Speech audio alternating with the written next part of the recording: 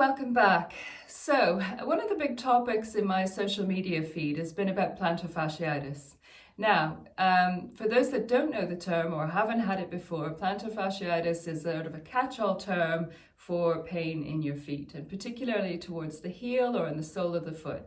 Now, the problem with these type of catch-all phrases, and I don't like using them in my practice at all, is that it gives you free license to sort of get out there on Google, find some exercises to do, and you could inevitably be doing the wrong one.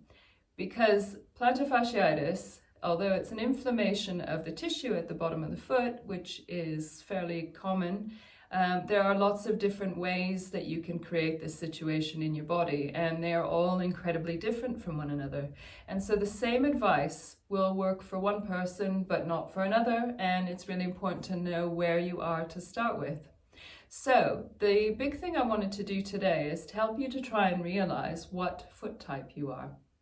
Now, it's great if you can get down to ground level with some sort of camera and you can take a picture and you can sort of have a look at it.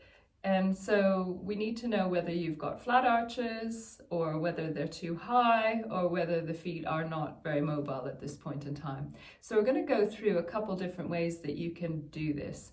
And so you may actually need somebody to give you a little bit of help. So we're going to start standing up. Now you're going to lose my head because I want to focus on my legs and my feet so that you can see them better. So I will see you soon. So when we come up into standing, if we're in a flat arch position, what can happen is that you can see that the heels are like this, the tendons are starting to go outward and the arch is dropping down. So if I turn forwards and do the same thing, so the arches are dropping, and if you look from the front, you could see that perhaps the little toe is not making great contact. And so again, we're really into trying to make sure that you get those 3 points of contact on the floor, ball of the big toe, ball of the little toe, and the heel. Now, high arch position is probably slightly easier because it's pretty obvious.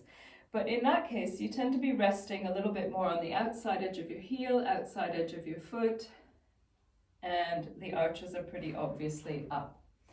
And so you're either one of those, and then the other option that can happen is if you have feet that aren't mobile. So when we rotate the body to the right and to the left, when I'm looking at this from a movement perspective, I'm looking to see whether you can keep the tripod down. So ball of the big toe, ball of the little toe, and the heel on the floor. And we're looking to see whether there's actually movement in those feet. So when I turn right, my right arch should lift and my left arch should drop. And when I turn to my left arch should lift and my right arch should drop. And so a lot of people stand and they'll move their body, but they're not actually moving their feet. And you can move them, it's possible to move them, but we've learned how to leave them out. So it's good to start getting everything moving. And I often give this one to people as a little bit of an exercise first thing in the morning.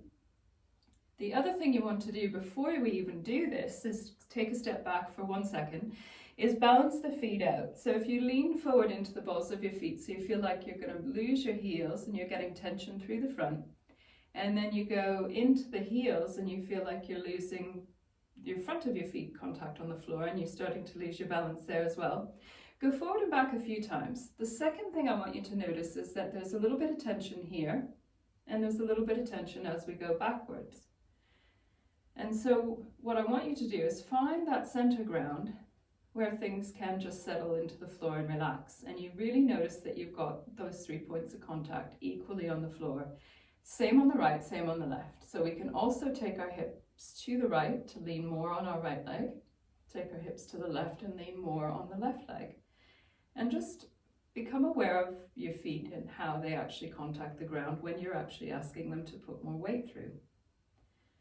And so when we come back to center, we want to have a fairly balanced foot forward and back, side to side. And so when we go into that rotation exercise, so I'm turning my whole body to the right and to the left. And so we want those arches to rise and fall. Now,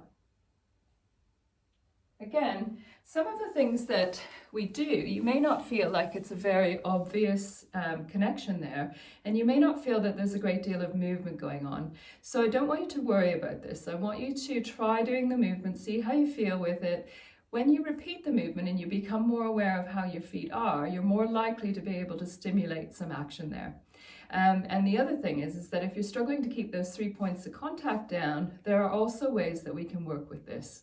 What I'm giving you is that very first step.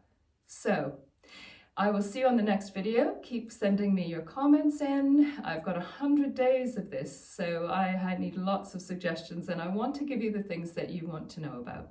So leave your comments for me and I will keep filming and keep giving you some solutions. Movement and mindset. Nicole Brule-Walker. See you guys soon.